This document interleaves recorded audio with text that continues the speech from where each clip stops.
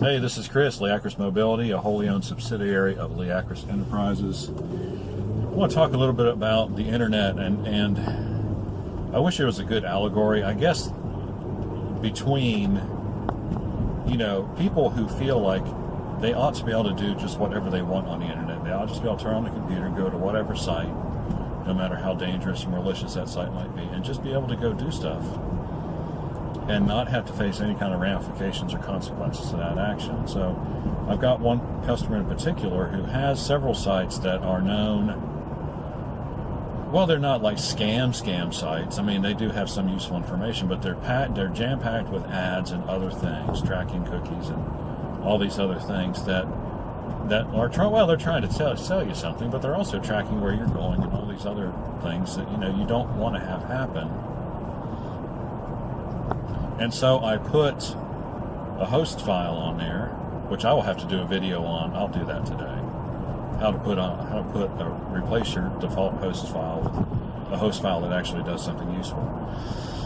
I put a host file on there, and basically what the host file is, it's a list. This particular host file is a list of all known malicious websites and all malicious web addresses that generate, viruses, tracking software, tracking cookies, all the bad things that are out there on the internet. It will block those sites.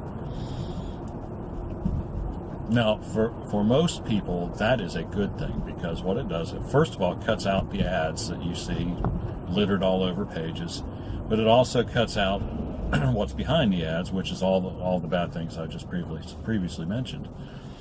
And so, unfortunately, the sites that he likes to go to don't work very well, or they don't work at all with this host file installed. And I tried to explain to him that, if there's things on those sites that aren't working because this host file is installed, that means you really shouldn't be going there. But the fact that he just wants to go there, that's, he wants it to simply work. But then, on the flip side of the coin, the time before last when I cleaned up his computer, which it's been a while, he brought it back like 3 months later and says, I got all these viruses, what can I do?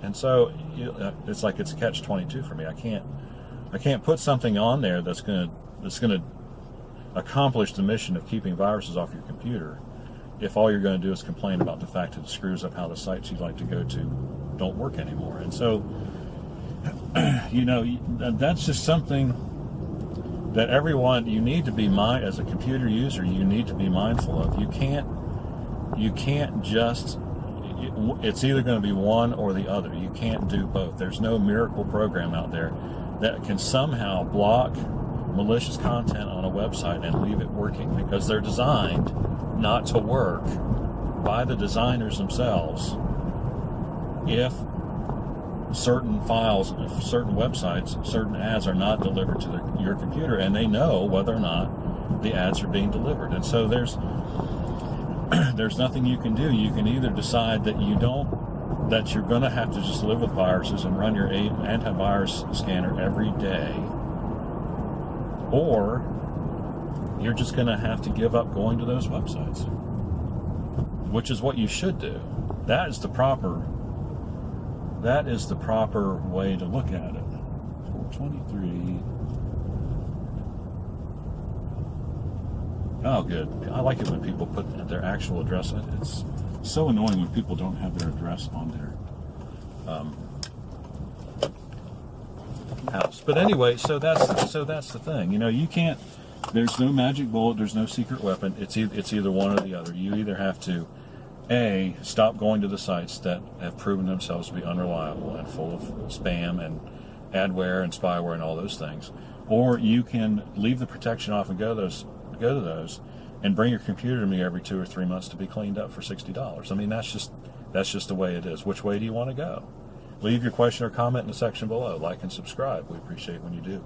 We'll see you on the next video.